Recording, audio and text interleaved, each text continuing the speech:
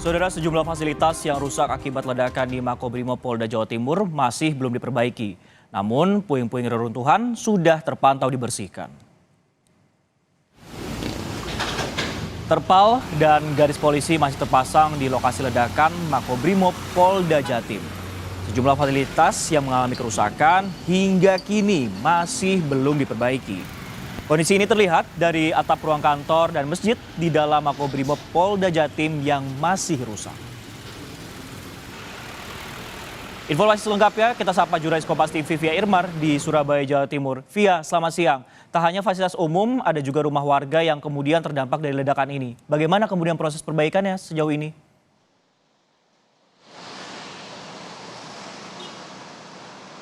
Selamat siang Sisko dan juga saudara, terkait tentang rumah warga yang terdampak dari ledakan yang terjadi pada hari Senin kemarin.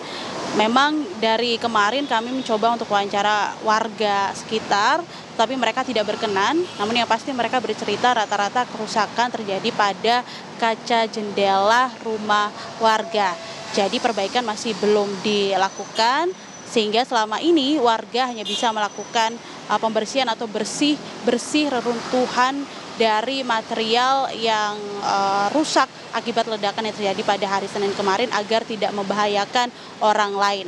Kalau bisa kami gambarkan Sisko dan juga saudara, bahwa lokasi Brimopolda Jawa Timur yang ada di Jalan Gresik Surabaya ini lokasinya berada di tengah-tengah pemukiman warga, pemukiman padat penduduk, sehingga di bagian belakang atau di sisi belakang dari Makobrimob Polda Jawa Timur ini terdapat rumah-rumah warga yang memang kondisinya cukup padat.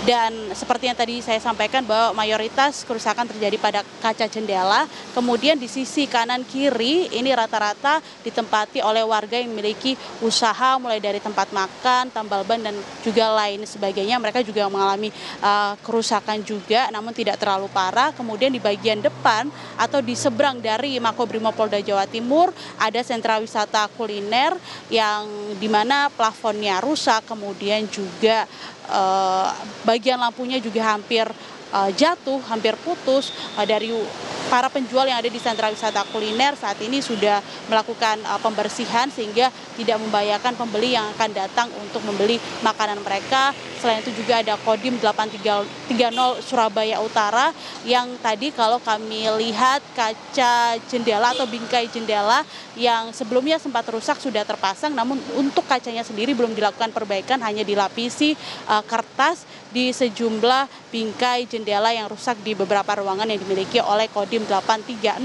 Surabaya Utara. Sementara itu juga ada kantor Kecamatan Krembangan yang rusak di bagian plafon, kemudian engsel pintu dan juga kaca juga belum diperbaiki, sehingga saat ini yang bisa mereka lakukan adalah bersih-bersih reruntuhan agar tidak mengganggu warga yang mengikuti atau memanfaatkan pelayanan publik yang hingga saat ini masih terus berjalan di kantor Kecamatan Krembangan.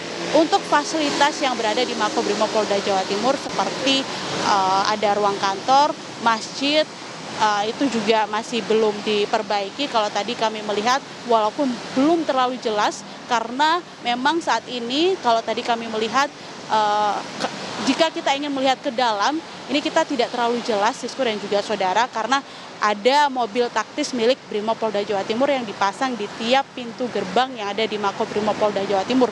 Berbeda kondisinya pada saat hari pertama ledakan yang terjadi pada hari Senin kemarin. Kami dan juga rekan-rekan media lainnya bisa melihat secara jelas bagaimana aktivitas atau apa saja aktivitas yang dilakukan oleh polisi, tim Inafis dan juga tim Lab4 yang ada di dalam Makobrimob Polda Jawa Timur. Namun saat ini yang bisa kami lihat bagaimana kondisi dari atap-atap masjid dan juga ruang kantor yang masih rusak dan jaraknya begitu dekat dari gudang penyimpanan bahan peledak yang menjadi tempat kejadian perkara.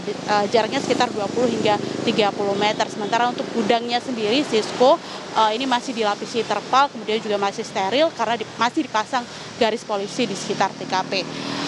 Ledakan yang terjadi pada hari Senin kemarin, Sisko dan juga saudara, ini menjadi bahan evaluasi bagi Polda Jawa Timur terkait lokasi gudang penyimpanan bahan peledak, karena memang lokasinya berada di tengah pemukiman penduduk dan akan dipindahkan kemana rencananya kapan? Tadi kami mencoba untuk mengontak atau menghubungi Kabid Humas Polda Jawa Timur, rencana dipindahkan kapan dan akan di mana lokasinya dipindahkan. Hingga saat ini belum ada informasi terbaru apapun yang bisa dibagikan kepada kami. Namun yang pasti perbaikan belum dilakukan dan hingga saat ini masih dilakukan pembersihan dari puing-puing reruntuhan pasca ledakan yang terjadi kemarin. Sisko. Lihat ataupun juga dalam visual ini banyak kemudian karena berada di tengah permukiman padat penduduk juga menyebabkan kaca pecah. Tadi juga masih belum dilakukan perbaikan namun sudah dilakukan pembersihan dan upaya untuk relokasi ini juga masih belum ada informasi lebih jauh dari pihak yang berwenang. Nah, lantas bagaimana untuk kondisi korban yang terdampak dari ledakan ini? Seperti apa saat ini?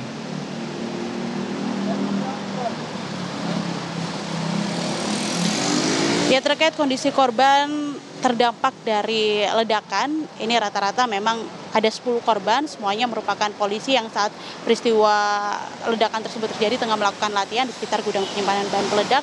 Kondisinya mereka sudah pulih dan sudah diperbolehkan untuk pulang dari Rumah Sakit Bayangkara Polda Jawa Timur tempat mereka dirawat. Namun meski begitu pengawasan secara intensif masih dilakukan oleh tim atau tenaga medis dari Rumah Sakit Bayangkara Polda Jawa Timur. Rata-rata mereka mengalami luka ringan akibat terkena serpihan kaca. Karena memang kalau kita melihat ledakan yang terjadi pada hari Senin kemarin, Sisko dan juga saudara, ini ada sekitar 2 kali ledakan dan ini bersifat low eksplosif atau daya ledaknya rendah. Namun meski begitu sensitivitas dari bahan-bahan peledak yang di dalam gudang penyimpanan pada saat peristiwa ledakan tersebut terjadi ada bom ikan, kemudian ada potasium dan juga petasan. Ini memang sifatnya low eksplosif yang meski begitu mereka begitu sensitif terhadap cuaca yang panas, gesekan dan juga gerakan, sehingga kalau misalnya ada sedikit gesekan ini